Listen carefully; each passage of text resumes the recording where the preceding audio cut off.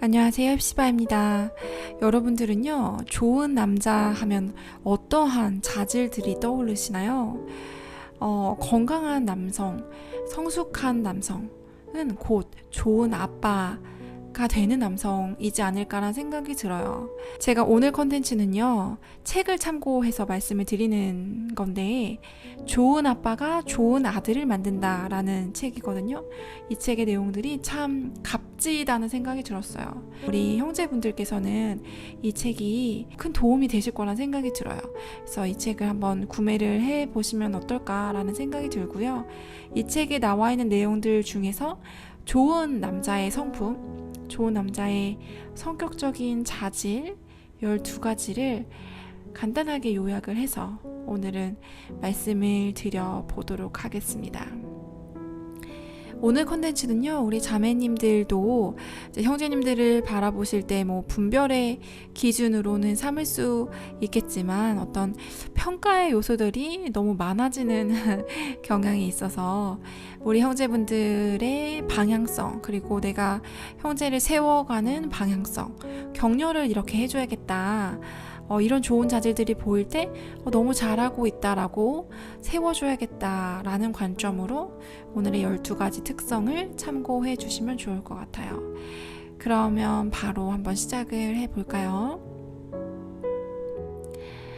첫 번째는요, 인내라는 자질입니다. 이 세상에 있는 그 어떤 것도 인내를 대신할 수는 없다라고 이 책에 쓰여 있어요. 재능이 있다고 해서, 교육이 뒷받침된다고 해서, 그 천재성이 있다고 해서 이루어지는 것은 아무것도 없다는 것이죠. 만약 인내가 없다면 말이에요. 우리 소년들에게 가장 가르쳐 주기 어려운 것 중에 하나가 인내라는 덕목이라고 하죠. 우리 이제 아이들을 가르칠 때 저 힘들어 하는데 그냥 이제 하지 마 이렇게 하는 건 굉장히 쉽지만 참아내, 이겨내 라고 이야기를 하는 것은 이제 쉽지 않죠. 그렇지만 우리의 진짜 훌륭한 자질들은요, 장기간에 걸쳐서 만들어지기 때문에 반드시 인내가 필요하다라는 점이죠. 야고보서 1장 2절에서 4절에서도요, 인내할 것에 대한 말씀이 있죠. 내 형제들아, 너희가 여러 가지 시험을 당하거든 온전히 기쁘게 여기라. 이는 너희 믿음의 시련이 인내를 만들어내는 줄 너희가 알미라. 인내를 온전히 이루라. 이는 너희로 온전하고 구비하여 조금도 부족함이 없게 하려 함이라. 이 책은요, 우리 이제 성숙한 아빠가 되기를 고군분투하신 어떤 형제님이 쓰신 책인데요. 이 형제님이 아들들한테 어떤 규칙이 분명히 있었다고 합니다.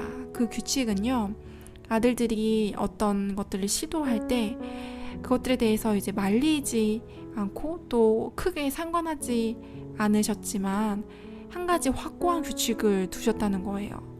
그 규칙은 뭐냐면 반드시 일정 기간 동안 그것을 지속해야 한다는 규칙이라고 합니다. 예를 들면 어떤 우리가 뭐 학원 같은 데를 보낼 수 있잖아요. 근데 그 학원을 가는 거는 그쵸, 허락해 줄 수 있지만 한 번 했을 경우에는 한 시즌까지는 반드시 해야 된다라는 것을 조건으로 삼았다는 거죠.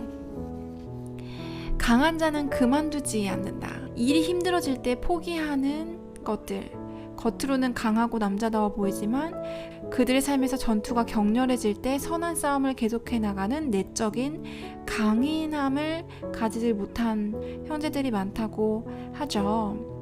그러나 우리가 어떤 문제를 만나더라도 그쵸, 끝까지 극복하고 인내하는 것들, 이런 것들이 건강한 남성성이다 라는 것입니다. 자, 두 번째는요, 정신적인 강인함과 회복력입니다. 비슷하게 느껴질 수도 있는데요. 그러니까 복원력, 우리가 그 회복 탄력성이라고 그쵸, 한때 되게 유행했던 단어인데요. 압도적인 역경에도 불구하고 복원하는 것들. 네, 그래서 이런 이야기가 있습니다. 복원력은 버드나무와 같다. 격렬한 비바람이 부는 동안 그것은 구부러지지만 결코 부러지지는 않는다. 그것은 또한 엄청난 손상을 입고도 전보다 더 건강하고 강하게 되돌아온다 라는 것입니다. 그러니까 첫 번째랑 조금 비슷할 수도 있겠죠. 자, 세 번째는요, 헌신이라는 항목입니다. 좋은 남자의 성품인 이 헌신은요, 특별히 정말 우리 형제분들이 이제 미혼일 때는 기르기 어려운 자질 중에 하나가 아닐까라는 생각이 드는데요. 이제 결혼을 하시고 또 이제 아버지의 삶을 사시면서 이 헌신이라는 항목을 하나님께서 많이 다루신다는 생각이 들어요. 이 책에서는요, 헌신된 계부가 무관심한 생부보다 더 좋은 아버지가 될 수 있다 라고까지 이야기를 하고 있습니다. 우리 삶을 투자하여서 다른 이의 유익을 위하여서 우리의 에너지를 기꺼이 모두 소진하는 것들에 대한 것들입니다. 자, 그리고 네 번째는요, 진실성이죠. 진실성은 상황이 어떠하든지 간에 옳은 일을 하는 것입니다. 네, 이 말이 참 멋있는 것 같아요. 네, 상황이 어떠하든지 간에 여기 이제 사례가 나와 있습니다. 내가 아는 한 남자는 그의 사업과 집과 생명보험들을 상실한 채 감옥에서 1년을 지냈는데 그가 인공중절 병원을 반대하는 일을 멈추겠다고 판사에게 말하는 것을 거부했기 때문이다. 그래서 낙태에 대한 것들에 대한 이제 소신을 끝까지 지켰을 때 그렇죠, 결국 감옥에서 1년을 지냈다고 합니다. 그는 세상이 말하는 중요한 것들은 다 잃어버렸는데 그것은 모두 그가 덕목으로 삼고자 했던 살인하지 말라는 성경적 원리를 강력하게 믿었기 때문이다.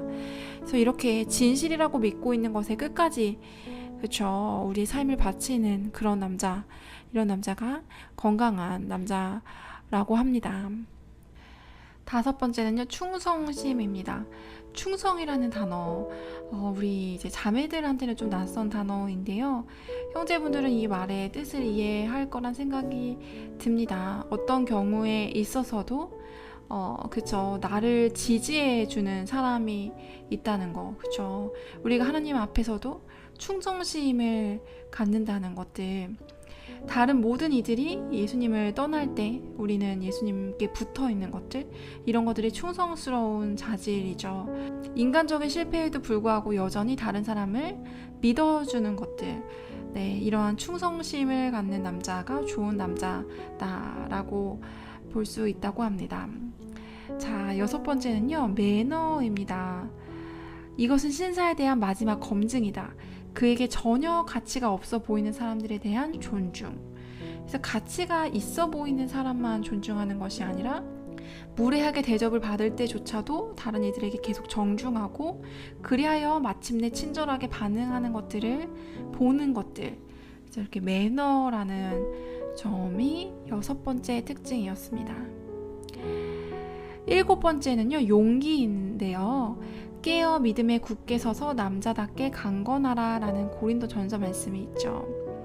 에드문드 벌케라는 사람은요, 악이 승리하기 위해 유일하게 필요한 일은 선한 남자들이 아무것도 하지 않는 것이다 라고 말했다고 합니다. 악을 막기 위해서 남자들이 아무것도 하지 않으면 악이 용성하게 된다 라는 것들을 이야기를 하고 있는데요. 이제 타협할 것을 주변에서 모두 요구할 때조차도 계속해서 옳은 것을 행하는 용기, 그쵸, 자신의 욕구를 희생하는 용기, 싫어할 때도 매일 일어나서 일하러 나가는 용기, 나를 진정으로 이해해주는 여자와 함께 직장에서 벗어나 쉽게 도망할 수 있을 때 결혼 생활을 유지하려는 용기, 자녀가 죽은 후에도 살아가는 용기, 생명을 위협하는 질병에 직면해서 극복해내려는 용기, 어느 누구도 상관하지 않는 것처럼 보일 때에도 부도덕함에 대항하여 말할 수 있는 용기, 압도적인 비판에 직면해서도 자신의 확신을 견지하는 용기, 이렇게 되어 있습니다. 여덟 번째는요, 긍휼이죠. 그래서 다른 사람의 감정에 공감하고 동조하는 능력, 그래서 자비를 확장시키는 능력이다 라고 볼 수가 있겠죠. 그래서 긍휼은 15살 난 딸의 호르몬 주기가 그녀의 행동을 차분한 합리성과 경로한 미친 짓을 오가게 만들 때 그것을 이해하게 해준다는 멋진 말이 있네요. 세상의 모든 것이 잘못되어 가고 있는 것처럼 보일 때 강하게 버틸 수 있게 해준다. 긍휼을 이렇게 표현한 점이 참 멋있는 것 같아요.